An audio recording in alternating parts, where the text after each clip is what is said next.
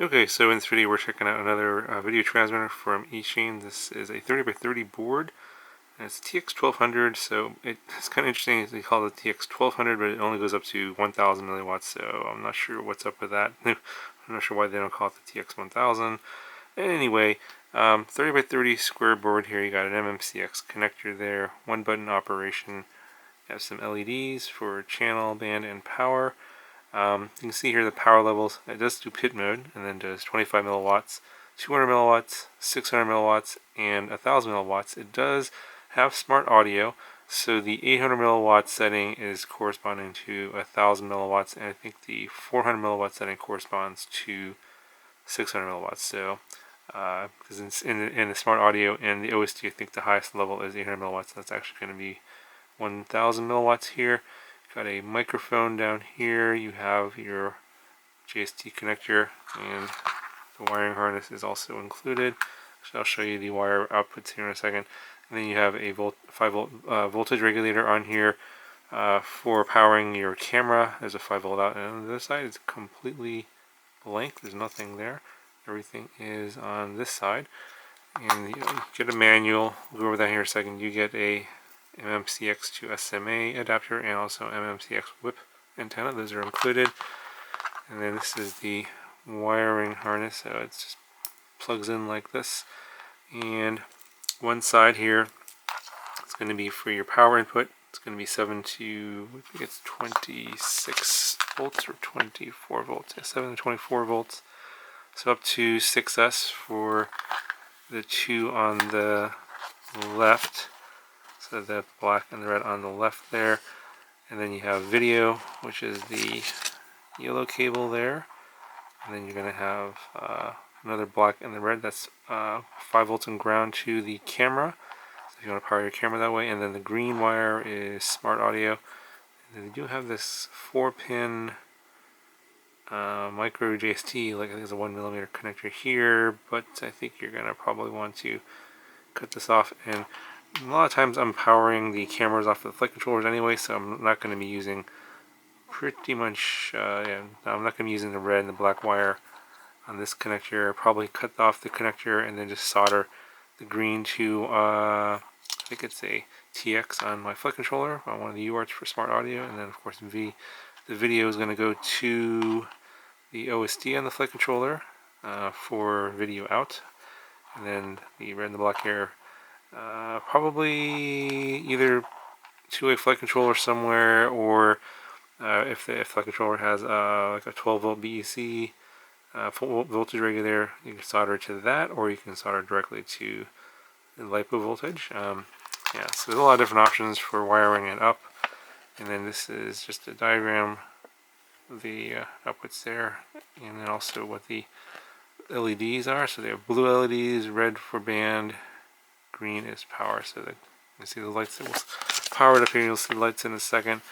And then we have this is interesting. So camera 5 volt camera supply, and it shows you how many milliamps are being used at certain power ratings. So at 1 watt or 1000 milliwatts, the 5 volt camera supply is 580 milliamps.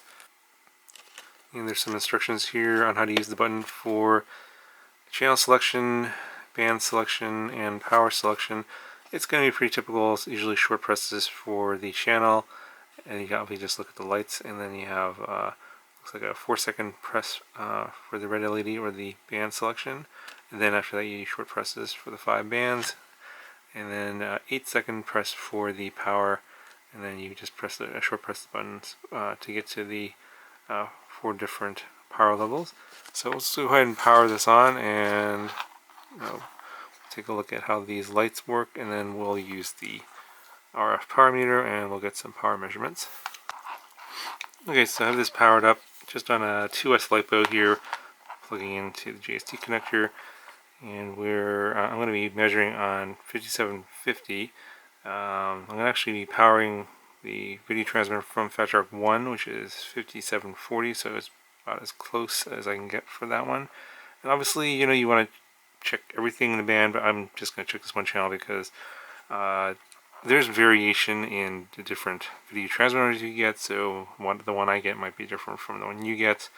They're not always 100% consistent, and also the values of power you're going to get are going to vary based on what frequency you use. So it's kind of nice to get one of these. I recommend getting one of these. You can check whatever channel is most optimal for you.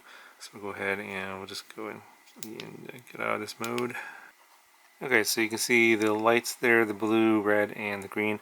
And the numbers are going to be lower on the bottom and then higher on top. So this is 1 through 8, 1 on the bottom, 8 on the top.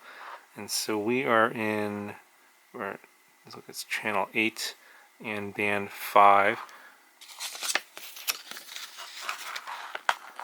So if you look at the chart here, looks like band 5 is race band and we're 5917. So I need to go to band F, which is the 4th band, and channel 1. And you can also see here that we're on the lowest power level there. Okay, so now we're on band 4, so that should be Fat Shark 1, and the lowest power level, so it should be 25 milliwatts. And we're reading about 29.5 milliwatts. To change the power, we have to hold this button down for 8 seconds and the green light will flash.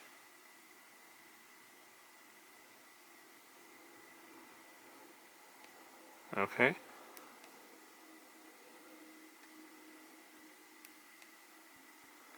Okay, so that second green light is on now, so that should be 200 milliwatts. And we're at 250 milliwatts. And press it one more time. Okay, so I gotta go back into the power selection again. And okay, so the third light is on now. I think that should be 600. And yeah, now we're at 645. So it's actually reading higher than the rated output. So let's change it again.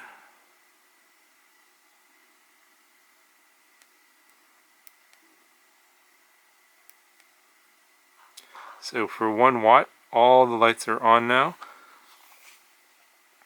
And we're just under 1 watt, about 930 milliwatts. So yeah, it's pretty close. And yeah, this thing's getting pretty warm already. Go ahead and drop the power back down. Anyways, that's just a quick look at the Eachine TX1200 video transmitter. The power levels seem to be in line with what is in terms of what they're advertising. So I think it's worth a look. And in terms of flight footage and this in action, I'm going to be putting this into a new build. This frame here that I reviewed a few days ago. This is the Airblade UAV Intrepid V2 5-inch, and I'm going to try and do a little bit sort of long range with this one with the Emax Eco motors.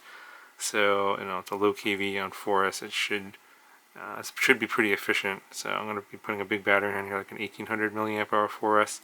See how far I can go. That's going to be an upcoming build. This is going to go into that.